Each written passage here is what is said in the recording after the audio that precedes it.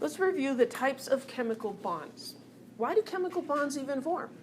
Has to do with energy. So they form because they lower the potential energy between the charged particles that compose atoms. So we've got electrons and protons. Those are the charged particles inside of the atoms. And when two atoms bond together, they have a lower potential energy. So we have a complex set of interactions as you bring two atoms closer together. The electrons are going to repel each other. The nuclei are going to repel each other. But the electrons and the nuclei are going to be attracted. So you've got the electrons of one atom. Those are attracted to the nuclei of the other atom. So we've got all these interactions going on, and a bond will form if those interactions result in a net lowering of the energy. So there's two kinds of bonds. There's ionic and there's covalent. We just studied ionization energies and electron affinities. Metals have low ionization energies.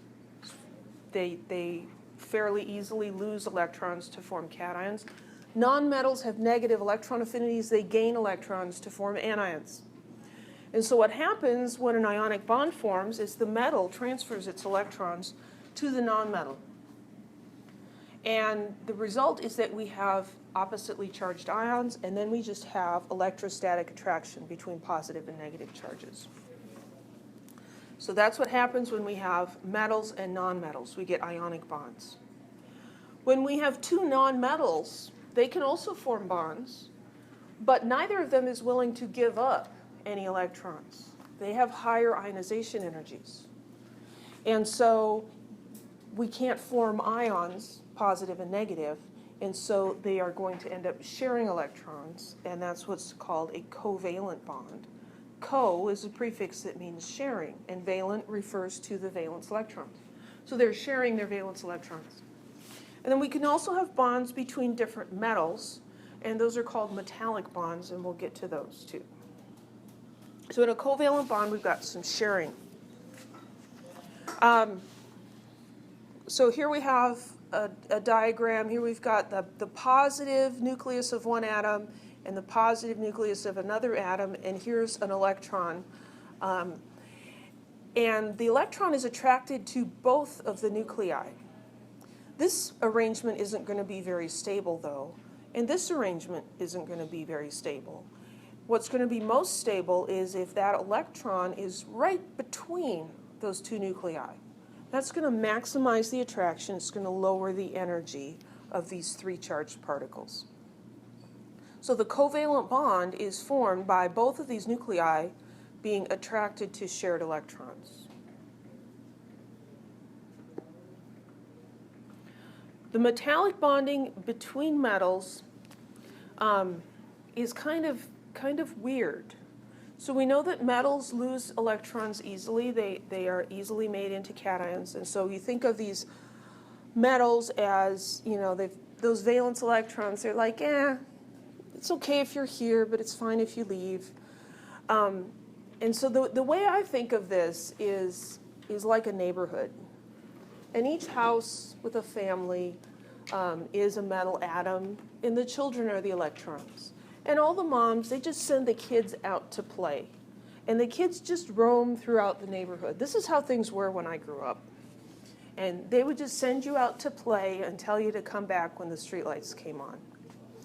And so all the kids are out running around.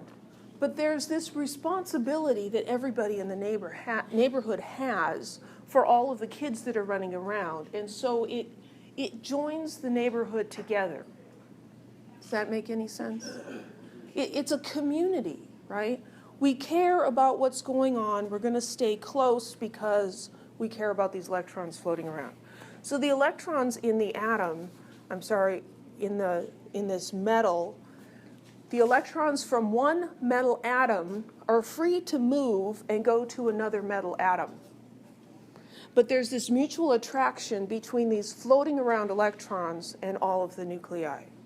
We call it the electron sea model. So those valence electrons, they're like an ocean, right? So they're just floating around, moving around. And the positive nuclei are attracted to those negative electrons. There's no picture. There should be a picture. I'll make a picture. So here's our metal. And so we've got these nuclei. And then the electrons are moving around. So there's the electrons. And metals conduct electricity because the electrons in the metal are not specifically attached to any one nucleus. And so they can move. And electricity is a flow of electrons or a movement of electrons. So if this electron moves over here, this one may move over here, and this one will come and fill its place. And so they're free like a fluid to move around. That's not true in ionic bonds and in covalent bonds. Any questions?